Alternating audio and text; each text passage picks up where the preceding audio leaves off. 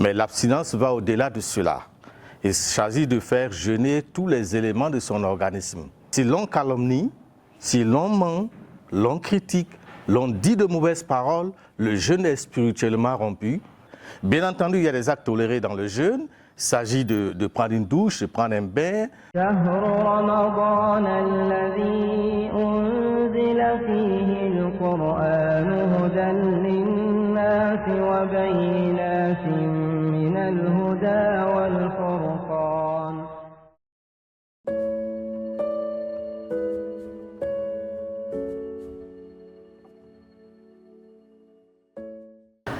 Bismillahirrahmanirrahim. Alhamdulillahi Rabbil Alamin.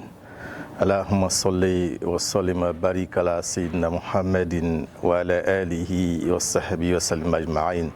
Chers frères et sœurs en islam, le mois de Ramadan est un don d'Allah subhanahu wa ta'ala à la communauté mohammedienne pour se purifier, se rapprocher davantage de lui à travers des actes nobles.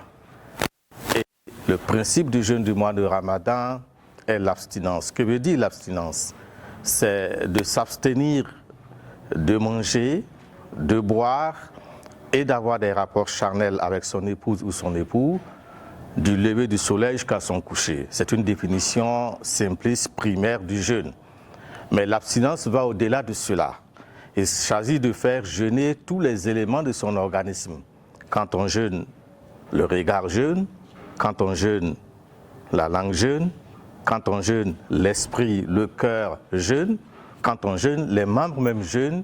Tous ces sens s'empêchent de faire le mal, bien au contraire, d'accomplir beaucoup d'actes d'adoration. Et c'est ça le principe de l'abstinence, s'abstenir de désobéir à Allah avec tous les sens dont il nous a dotés et sur lesquels on rendra compte au jour dernier. Et dans ce processus d'abstinence, il y a des actes qui sont tolérés, des actes qui sont interdits. Au nombre des actes interdits, évidemment, ne pas manger, ne pas boire, sinon le jeûne sera rompu. Donc, on a une rupture physique du jeûne, qui est la nourriture, qui est la boisson, qui est le rapport charnel dans la période du jeûne. Donc, cela rend le jeûne.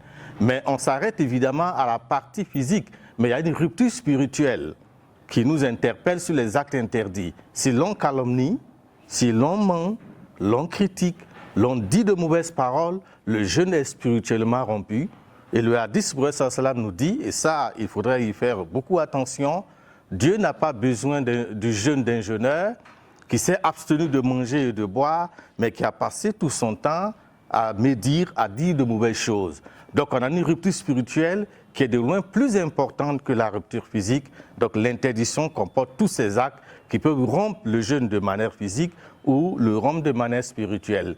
Bien entendu, il y a des actes tolérés dans le jeûne. Il s'agit de prendre une douche, de prendre un bain, de se brosser les dents, de se reposer, de dormir, et d'avoir des rapports intimes avec son époux ou son épouse, mais à la rupture du jeûne. La nuit, par exemple, au contraire de ce qu'on disait dans les temps anciens, les rapports intimes sont tolérés, sont permis, mais après la rupture du jeûne. Alors, quand des cas de non-respect de ces dispositions arrivent, on a ce qu'on appelle l'expiation, kafarat siyam. Il s'agit donc de nourrir 60 pauvres ou de jeûner 60 jours successifs quand on a manqué à ses obligations. Celui qui a rompu le jeûne volontairement, qui a bu, qui a mangé volontairement, il sera tenu de faire une kafara expiation en jeûnant 60 jours successifs d'affilée ou de nourrir 60 pauvres pour non seulement demander le pardon, le repenti et en espérant que Dieu lui pardonne. Donc c'est une interpellation à faire attention à tous nos sens quand on jeûne. Ce n'est pas seulement la nourriture et la boisson, mais c'est l'ensemble des sens qu'Allah nous a donné, d'être beaucoup vigilants pour que Allah, Inch'Allah, nous accorde la rétribution du jeûne. Parce que le jeûne, on parle d'un jeûne du corps vers un jeûne du cœur. Et c'est le cœur qui reçoit toute la rétribution, toute la lumière du jeûne, qu'Allah exauce notre jeûne, pardonne nos manquements et récompense surtout nos efforts de lui faire plaisir.